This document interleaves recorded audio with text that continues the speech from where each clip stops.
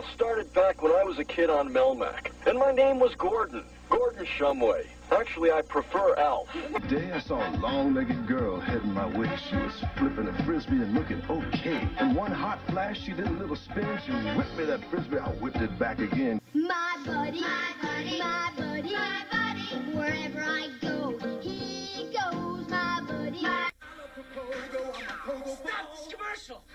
Check out the new Pogo Bowl blaster with a hot new look and a bigger bat. Warning, once you get your hands on Rubik's Cube, you may never be able to put it down. Know how we make it look so real? ViewMaster 3D artists draw lots of pictures. See? One in the back, one in the middle, and one in the front. When you see them all together in 3D, the characters look so real. The collector case that carries more than warriors, more than weapons. Your parents put it together. Battle in incredible battle chariots, the ram, the tiger, the reindeer. Battle beasts. And in battle transport vehicles that change into battle stations.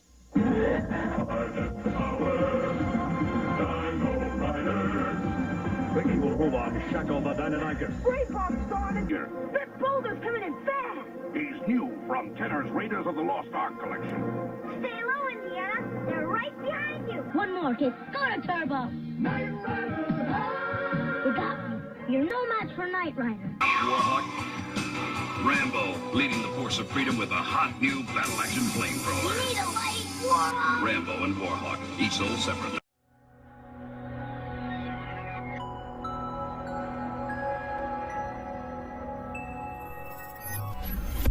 How could they do this to me? Ah, Kafafi, how I love you.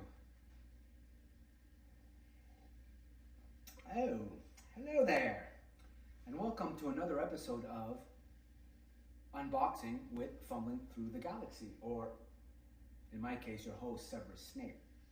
So, as we know, Joe Fest 2026 recently ended. By all accounts, another fantastic Joe Fest.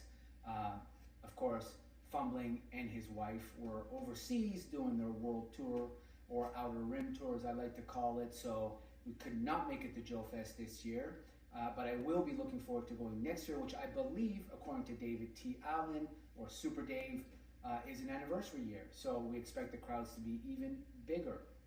And yeah, looking at everybody's posts, looking at all the stuff that we saw, there was some fantastic exclusives, of course, and then more importantly, there was a lot of people from our specific circle of friends and channels that we really admire and follow that were all there this year. To name a few, 6'10" Joe Daddy. How can you miss Yo Joe Daddy? I mean, literally, when you see the pictures, the man is a mountain.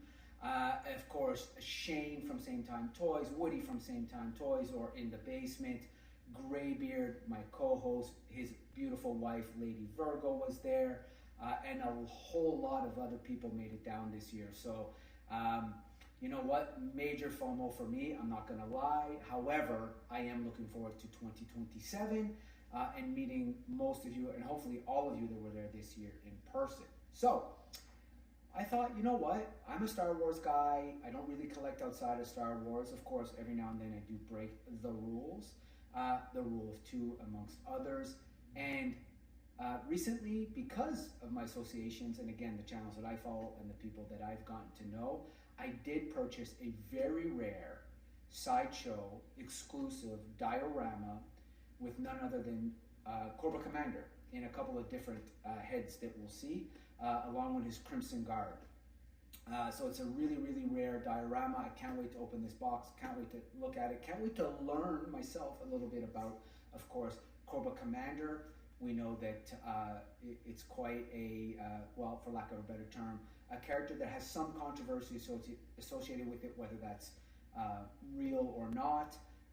And we'll dive a little bit into that and try and figure out, you know, kind of, was there really a ban from Hasbro to not release the Hooded Cobra Commander?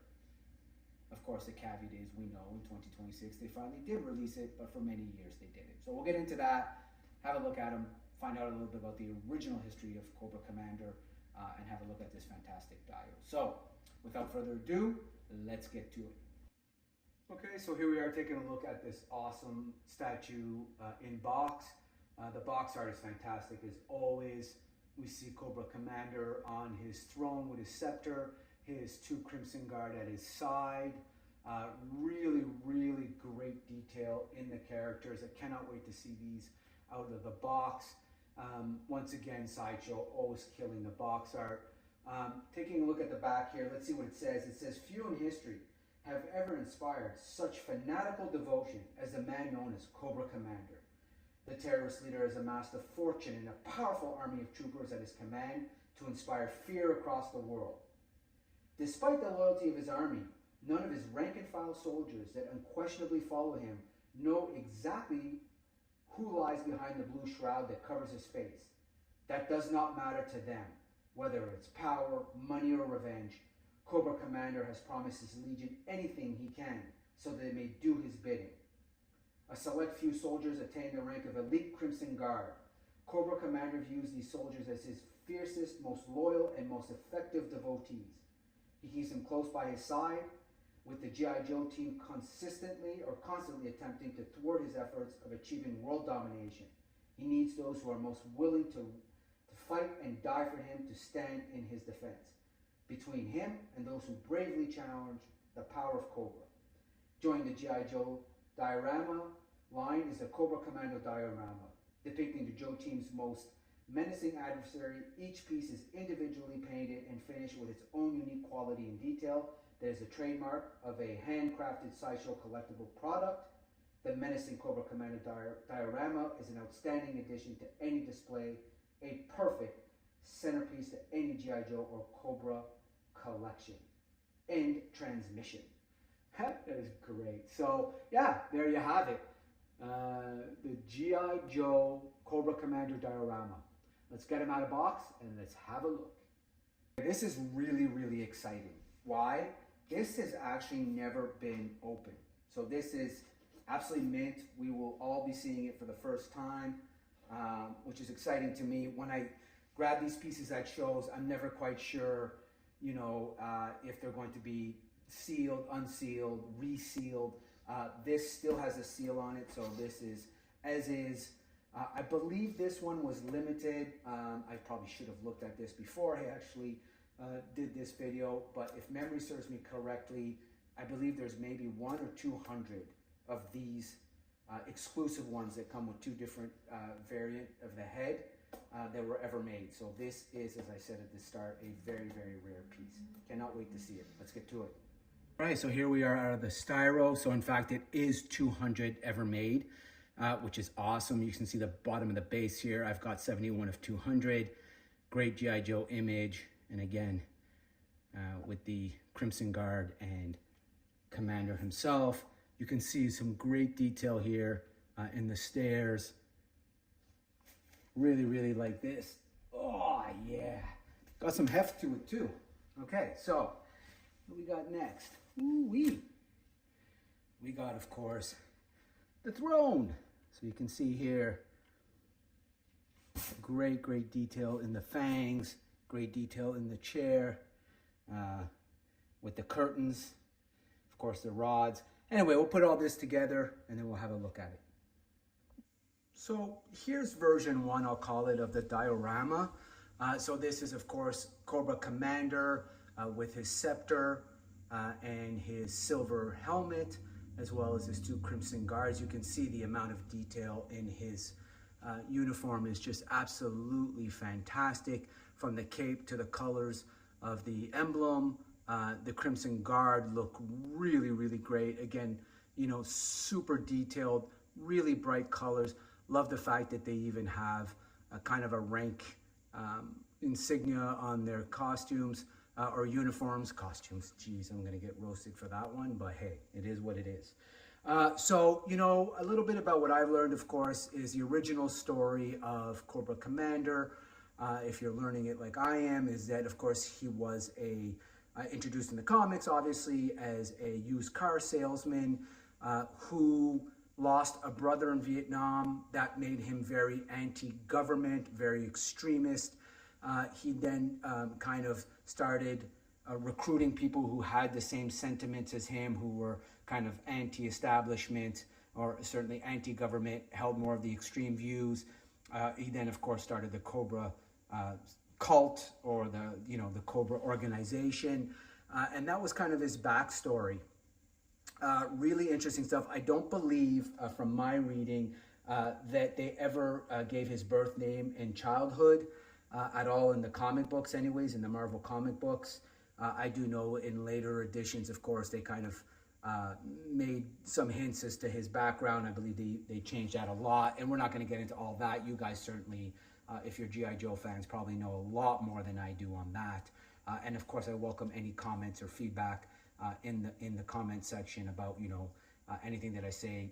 Fact check me as always. As I said, I'm a Star Wars guy, just learning a little bit more about G.I. Joe, and this was a piece that I just could not walk by, just because, again, I think he is one of the most iconic villains to me. So in any event, that's kind of a bit of his background and how he started. We know, of course, that he had a very different look. What's cool about this particular Sideshow variation is, of course, you can also get him with kind of this sword. Hopefully you can all see that. Yeah, you get an alternate hand that has a sword in it, which really is like in keeping with that old kind of colonial look. Then, of course, we have one that has a gun in his hand, which I also like that one for his right hand, so he can have both the gun and the scepter, the sword. And then, of course, we have a different helmet. If you guys know which one this is, let me know. This one looks to be the same, except that it's got like these markings here on the side. So let me know what that is. I'm not familiar with that. So please comment, let me know what this helmet is. And of course, what makes this particular exclusive really exclusive, and why there's only 200 of these ever made, is you get, of course, the hooded head. Now, the hooded head. Boy, oh boy, when you go down the rabbit hole of Google and chats and all that kind of stuff to find out the history of this and why did Hasbro really ban it, was there ever going to be made again, and so on and so forth. I mean, you go down a rabbit hole, I can't even begin to tell you, and you probably know again better than I, what a rabbit hole that opens. But the truth of the matter is it was a look that came from the comic books. It is a figure that was released in '84. It is a figure that was then not really re-released, even though Hasbro never officially said they wouldn't make it. There were people from other companies. He who will not be named from Super 7 alluded that, you couldn't even think about it if you were getting the IP, even though Hasbro has never confirmed that, and he later clarified those statements.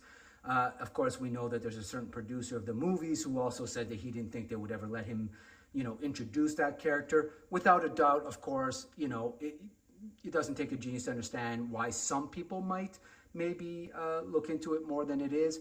At the end of the day, the truth is I personally don't have an issue with this, only because I think, it really does capture the fact that he is, an evil maniac, and what better kind of iconic imagery to bring that concept up, in my opinion. Anyways, so this is why I really jumped on this statue, simply because I thought, this is a great variation of this. This is definitely how I'm going to pose the statue. I think it again embodies the absolute evil and deranged lunatic nature of Cobra Commander, and I think nothing does that more than the hooded version of this character. So yeah, there you have it. This is the Sideshow limited edition to 200 exclusive Cobra Commander diorama. What a fantastic pickup. What a fantastic piece. Again, I'm a Star Wars guy. It was really fun for me to learn a little bit about this character, learn a little bit about kind of the legends, the urban legends, some of the controversies or non-controversies surrounding this character, and some of his looks.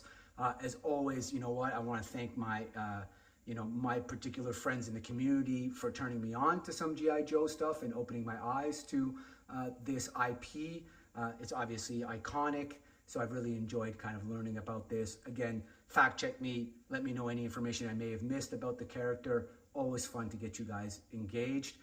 So what do you think? You know, what do you collect? Do you think that, you know what, that Hasbro actually did or didn't ban this look? Which version is your favorite version? And are you getting the new one? I certainly am getting it. It'll be my second classified, so I'm looking forward to that. So I'm really, really excited about that. I will be displaying this. This is one that will stay out of box. That's how cool I think this looks.